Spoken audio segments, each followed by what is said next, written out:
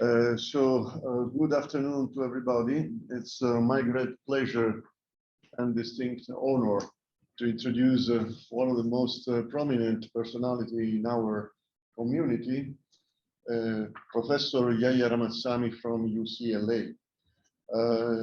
I think that Professor Rahmat-Samii won all the possible awards in our community. There is not anymore for men. I mean, but you don't want to change sex through. I will make a brief remark of the most important ones. In 85, we become fellow of IEEE. He won 2 times the Wheeler Award in 91, 94. And the 3rd Millennium Medal for IEEE in 2000, and Distinguished Achievement Award in 2001, Technical Field Award and Medal in Electromagnetic a few years later, and the Electromagnetic Award in 2011, the Krauss Antenna Award from IEEE always, and the Centotra Distinguished Achievement Award, recently the Arrington Mitra Award. So it's the full pocket of award available from IEEE is truly unbelievable. And beside that, it was past president of IEEE, and he got several achievements from NASA and JPL and the Earthseed Brooker Gold Medal. So, ladies and gentlemen, it is my great pleasure to introduce this presentation that is entitled From EBGs to Metasurface and Beyond, Recent Development and Novel Engineering Application. Yeah, the floor is yours. Yes, good afternoon, and it's really a pleasure to hear the Stefano words, and thank you very much, Stefano, for that gracefully introducing me, and I really always appreciate our friendship. And also, let me first thank Said and his team for organizing this very timely conference during these very difficult times of COVID. And I have one word of Arabic, I say, marhaba, Said. All right, so in order to go through to my talk, as Stefano just mentioned, my title is From EBGs to Metasurfaces and Beyond, Recent Developments and Novel Engineering Applications. I'm Yahya Rahmat-Samii, Distinguished Professor, Electrical and Computer Engineering, University of California, Los Angeles. So I guess I wish I were in Marrakesh presenting my talk in person. I was in Meta 2008, Marrakesh, Morocco, and very much enjoyed Said's and his team's hospitalities. I'm pretty sure you guys will also enjoy his friendship and hospitality. So I have a little photo here. It shows Said and myself in 2008. And I have a great memory, and I encourage all of you to go to the bazaar in Marrakesh and enjoy all these amazing food and all kind of things. Now, topics of this plenary talk, as best I can do time-wise, some introductory remarks, various topologies of periodic structures in EM, EBG surface reflectarrays planetary missions, Internet of Space and beam-steerable metasurfaces, flat metal lens and nano-pillars, and hopefully some concluding remarks. Just to recall where I'm coming from, as you know, very recently, the black hole was discovered, as a matter of fact, with the team from Caltech and other places about the center of our Milky Way. So I bring you from black hole to solar system Earth, and ultimately to Los Angeles. So we are in the Southern California. I excite you whenever you get a chance to come and visit us. And most notably, UCLA in the last several years has been #1 US public university, and we are very proud of this distinction. Now, also in terms of what my lab does, my lab is entitled Antenna Research Analysis and Measurement Laboratory. Our main goal is fostering creative research in modern electromagnetics communication antennas. I'm the director. Our vision is to attract the best and most motivated students, publish enduring scientific papers, create visibility by active participation, and develop partnership with industrial and governmental agencies. One of the main themes that we use in my lab, which is a quotation from Einstein, who says, if at first an idea does not sound absurd, then there is no hope for it. So that's the kind of research we like to do.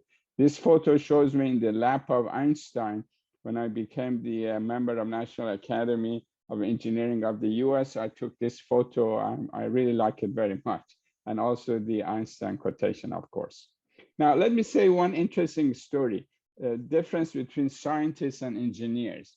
This was suggested by von Karman, who was the first director of a jet propulsion lab in 1963. And you see him standing near President Kennedy. He says, scientists discovered the world that exists. Engineers create the world that never was. Very profound. Scientists discovered the world that exists, like Maxwell's equation. Maxwell was a scientist. He discovered the existence of electromagnetic waves, which was in the nature already. He discovered it. But we engineers, we have created antennas that never existed. So what is this talk today is all about? Today, I will talk about the world that never was, the world of metasurfaces. So let's see how the development has come. From Snell's law in 1600, that then we went only controlling the magnitude. This was like a frequency selective surfaces and others. Then in 2000, we started to control the phase. This is a surface type scenario. These are kind of an electromagnetic band gap. And then later on, it evolved to general reflection, amplitude, phase control, and all that.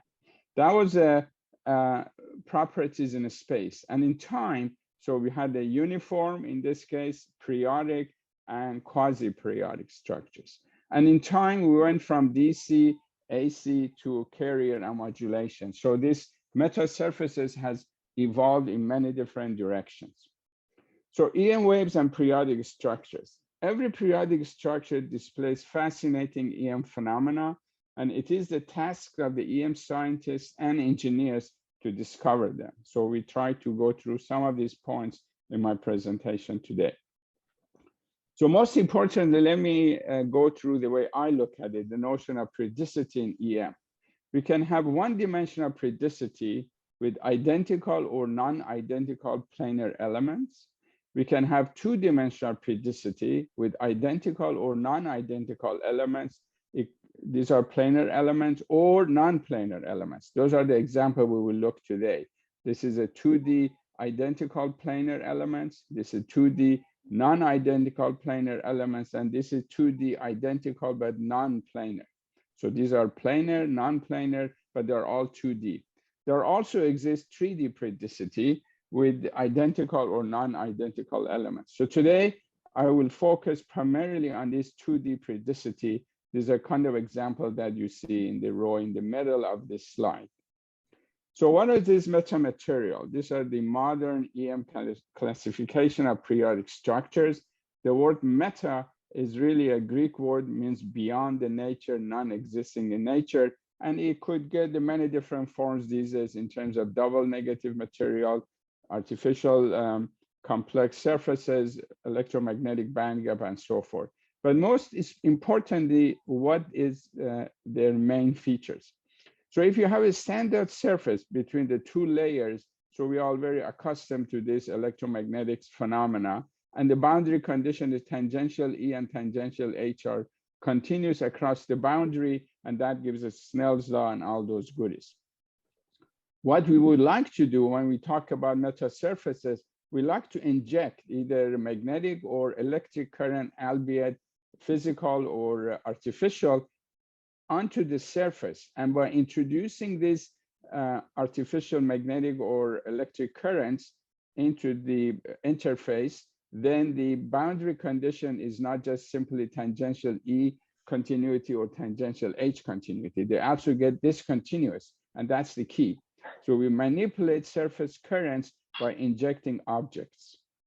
Now, and by doing so, then we create what we call metasurfaces. So metasurfaces, if we look at it in a broad sense, by injecting things in that interface and by controlling the properties of these metasurfaces, we can do all kinds of interesting things.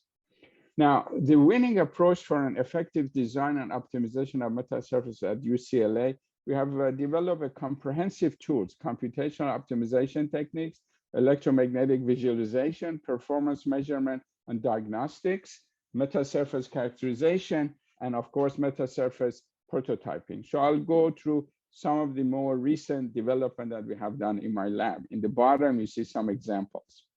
So in terms of a theory and characterization of metamaterial, I would like to refer you to some of our recent books. One was 2008, one is 2019, published by Cambridge University Press. And this has all kind of theory, characterization, and development. But I also have noticed that in this conference, there are many, many sessions devoted to metamaterial, their theory and characterization. So I'm not going through detail of that for my presentation.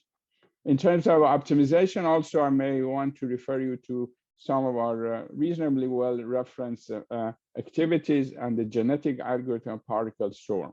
And then in terms of the manufacturing, so these are some of the points we'll talk today.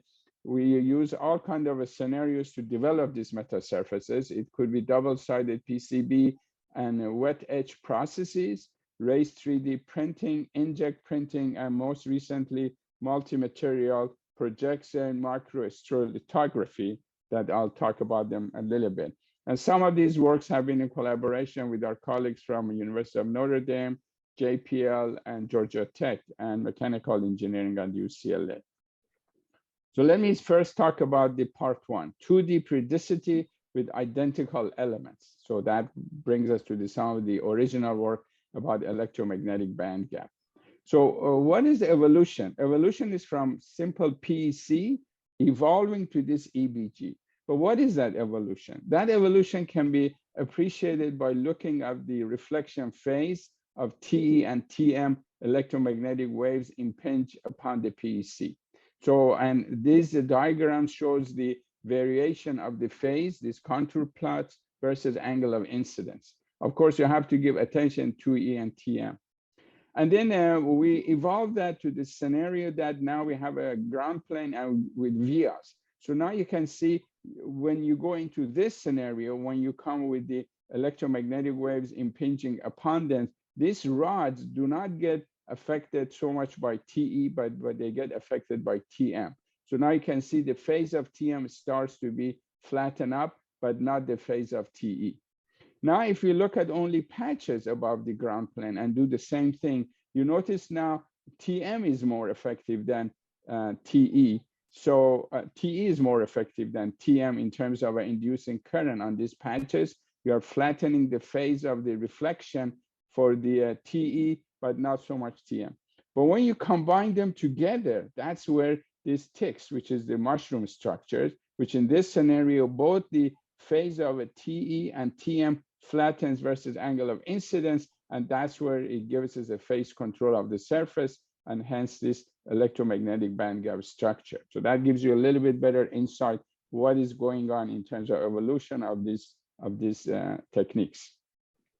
Some original application of this is the fact that it allows us to have a electric type antenna, like wire antenna, very near this EBG surface, and it performs very effectively. And the main idea is that, as you know, if you have an electric current parallel to PEC, the image is negative, so you get a low profile but very bad performance. But when you put this electric current near EBG, not only you get the good match, good antenna characteristics, but also you get the low profile, and that's the key aspect of using EBG as a ground plane by low profiling electric type antennas in particular. Or another interesting feature of these EBGs are the fact that they create the band gap, and that band gap prohibits the surface wave to be launched and hit the edges and diffract. So we have typically a direct radiation, we have direct radiation, edge diffraction, surface wave, edge diffraction. Now you can see here when we have this wire antenna near this EBG structure, due to the fact that you can prohibit the propagation of surface wave within this structure, you find the very interesting results, namely your performance improves dramatically compared if you just put it on the ground plane without EBG. So these are some of the original findings which excited many people to tackle this story. And most importantly, we also learned you at least need 4x4 structure in order to get that EBG characteristics in interacting with the electromagnetic waves to be functional. Another very important example in this particular arena is the improving the mutual coupling among the elements of an array. So here I'm showing two patches.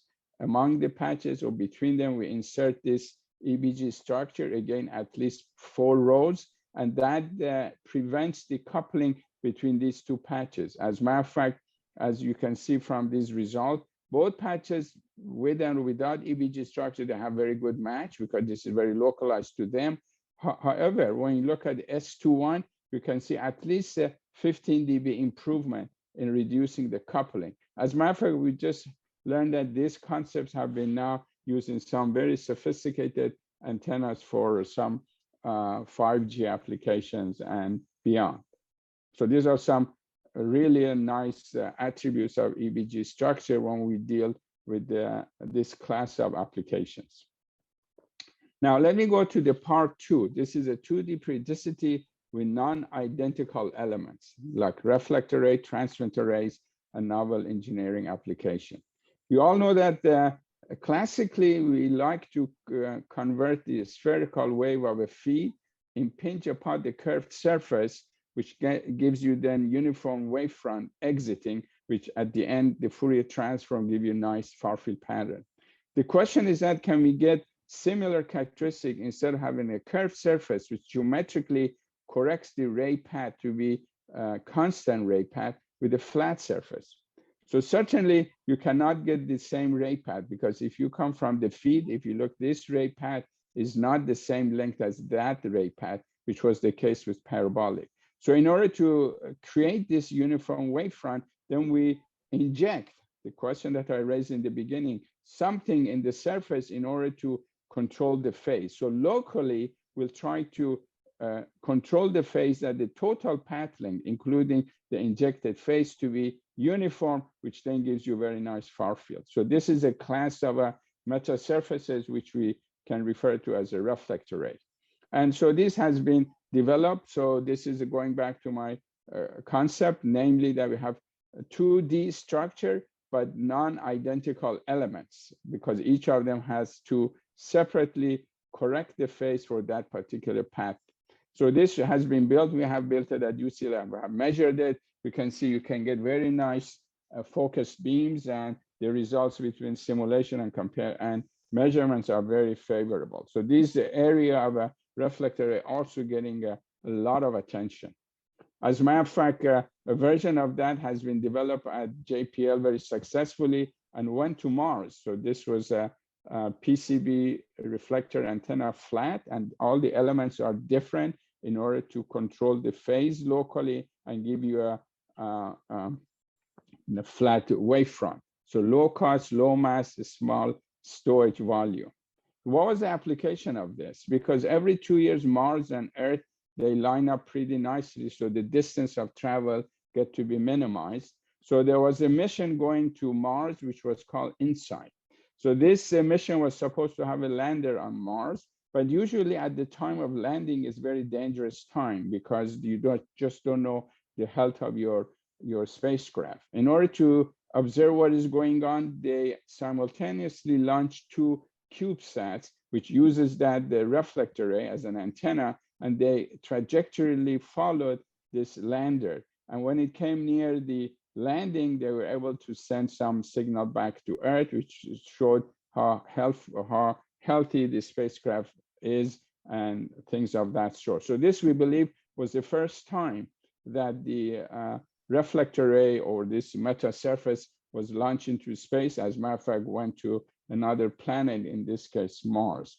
So I edited a special issue of the magazine on the CubeSat, and one of the articles in this special issue of the magazine was this story of this particular antenna, which is labeled as deployable high-gain antenna bound for Mars, and it was a very successful mission for NASA and Jet Propulsion Lab. So let's see how we are doing time-wise. So it should be 4:50 in Marrakesh and 8:50 a.m. UCLA. I think we are just right. So I look to be on track. All right. Okay, very nice. So now let's look at another application. This is, as you know, almost 40% of humanity have no internet access.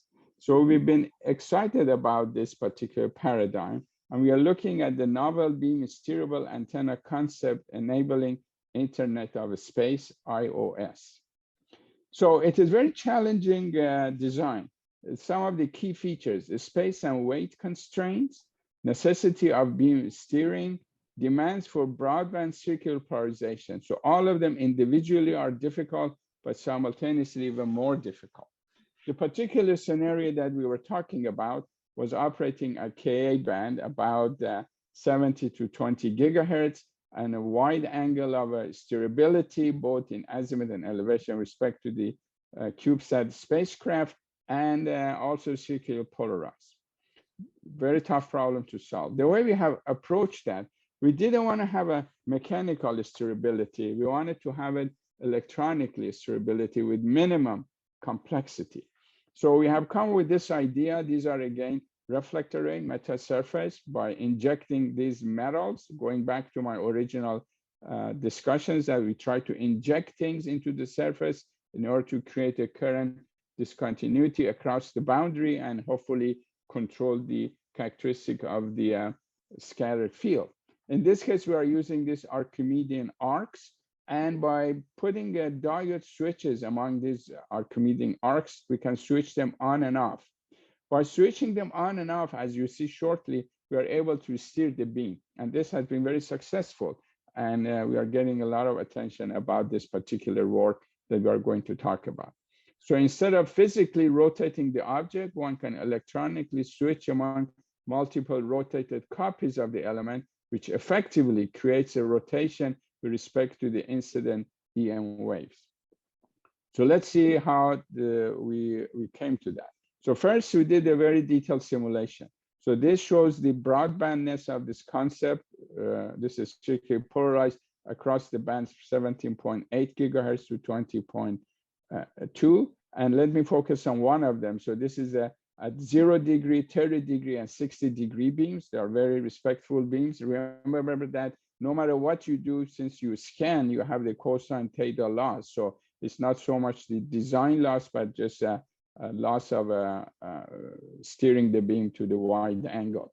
And now the importance of this design was simultaneously, these elements, they are identical, but they are rotated. So one compared to other ones is rotated.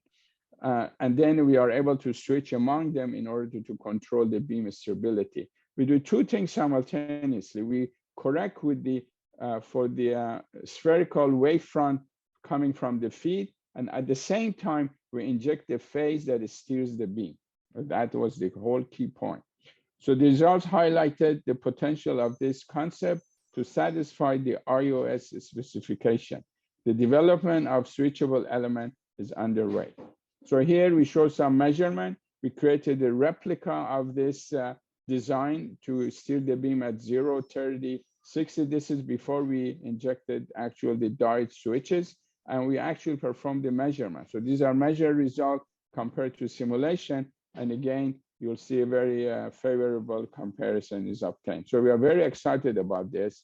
We anticipate providing dynamic beam scanning only by switching these very interesting elements, which allows you to steer the beam. And most importantly, they are very lightweight that can be positioned on the CubeSat. So these are potential deployment of this design on the CubeSat. Either it can be deployed away from the CubeSat, or it can be integrated with the body of the CubeSat. So these are some of the features that we are hoping to explore further, how to use this particular concept for the CubeSat mission. As you know, CubeSats are very small satellites, and depending on their size, they can be 1U or 2U or 4U, and in terms of dimensions.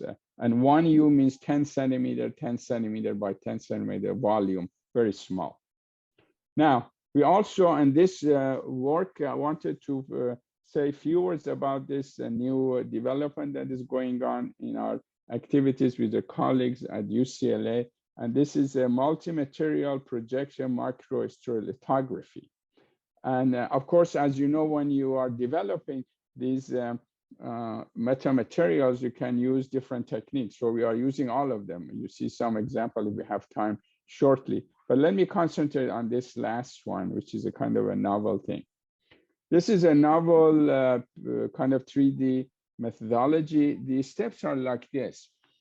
Apply the 3D printing method, which builds the 3D object layer by layer. Then you use UV light. UV light carries the pattern, whatever pattern you want to create. And when the fluid gets exposed to UV, it solidifies and construct one layer of the object at a time. Then injects different charged fluids for printing, positive, negative, or neutral. And then you control the location where they solidify so that the printed object can have programmable charge areas. So I'm not going through the details of that. This is a paper there, but it's a very fascinating concept. I have already worked with our colleagues to develop some intriguing meta surfaces. For example, this is shows what is going on. So step one, we print this dielectric. This is generally done by 3D printing method known as projection stereolithography. Step two, with the metal deposition. This is realized by using the charge area, because this is a beauty of this technique. We use the charge area on the dielectric print in step one to attract metal. So you can put metal any place you want by this particular technique. And this is an example that has been developed for this transmit array. And this shows the process. And one of the advantages of this method is that even if you want to make a large aperture areas, you can make them in the segment, and then you can fuse them together to create a large apertures. And we have already done that.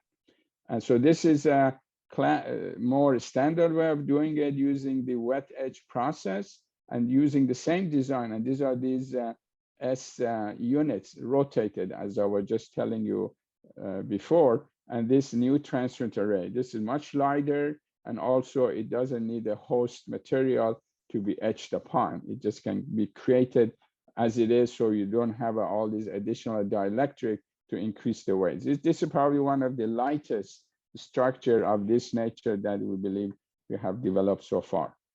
And it was built and measured, and again, it did demonstrate that it is working, and this was at 19 gigahertz. So measurement have shown good agreement with simulation, validating the design process and the printing quality.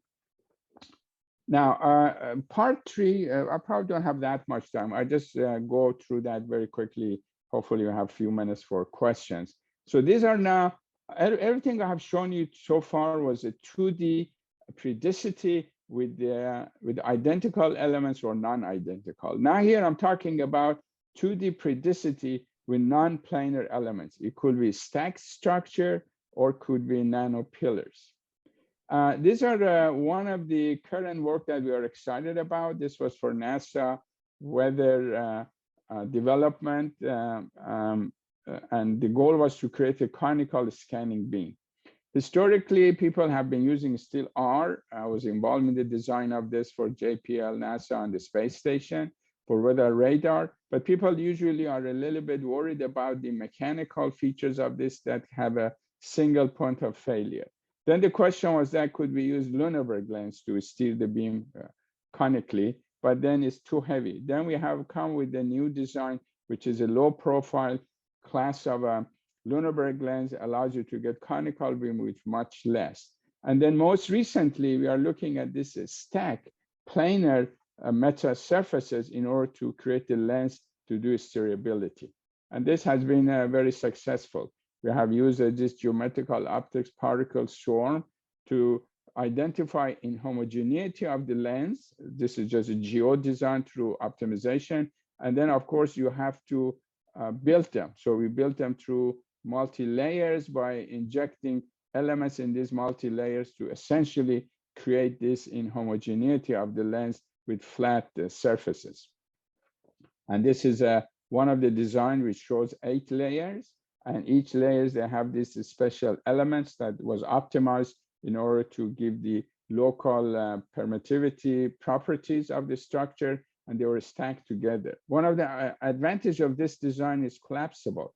So we can actually collapse this whole thing to a very shallow structure and then deploy them in space if that becomes necessary. Such a structure has been built and measured in our facility at UCLA, and very good results were obtained. As a matter of fact, this class of lenses, metal lenses, are already getting a lot of attention for some interesting application, and we are very happy that we are generating some interest in this particular arena. So we have done all the computational tool, simulation tool, and prototyping, and also the measurement. We have some papers already published on this particular work. And lastly, this is a 2D periodicity with non-planar elements. So nano-pillars for improved light absorption. As you know, the solar cells still are very important. The usage still is very little compared to other applications of energy. But solar cells, most importantly, they try to capture the power of the sun, and this is a spectrum of the sun in terms of a nanometer. And of course, you try to use the band gap of solar cells and so forth. So historically, we use this flat structure for solar cells historically. But the question is that how can we improve the performance? When you use this general photovoltaic solar cell mechanics, there are three parameters comes in. If you look at the overall efficiency: absorption efficiency, carrier generation efficiency, and carrier extraction. Now, absorption is a more electromagnetics problem. Carrier generation is more electron hole pair type thing. And then extraction is also more solid state story. For our work, our focus is on this electromagnetics, because if you cannot absorb the solar power efficiently, then the whole overall efficiency goes down. Overall efficiency is always down because the other parameters are low, but we try to improve at least this part of it. So the question is that how to design these surfaces in order to have a least reflection and best absorption. So for that, we have collaborated with our colleague in a nano lab, and this is what we call the two-dimensional periodicity, but non-planar. We're using these nano pillars in order to create more surface to absorb the electromagnetic radiation of the sun and improve this absorption. So increase optical absorption properties, increase surface areas without increasing in the footprint, improving carrier generation, and minimizing diffusion length. So this was not an easy job. They had to do all kinds of simulation, but linking our work with our optical people was really, or nano people, was very exciting work. So this just shows one representative example. This is unpolarized light. We define this reflection coefficient here for TE and TM. So this is a flat surface versus this nano pillar. You can see we have much, much less reflection. That's what you want. You want to absorb all the sun power and reduce the reflection. And in order to understand that, so we have done some interesting evaluation. If this pillar is all perfectly electric conducting, this is PEC with substrate, and finally this nano pillar with their special silicon properties that absorbs the sunlight.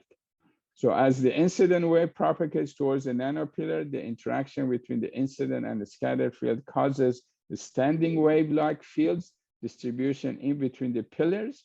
The pillars act as an absorbing interface for incoming incident wave. And we just finish up my story. We have done all kinds of simulation. For us, it was important to be in the loop because we understand the electromagnetics, we understand the notion of the periodicity and creation of the grading globes. And that was very important to select the optimized height and optimize the spacing between elements in order to let it work in this spectrum of the sun and get the best performance. And indeed, that was happened.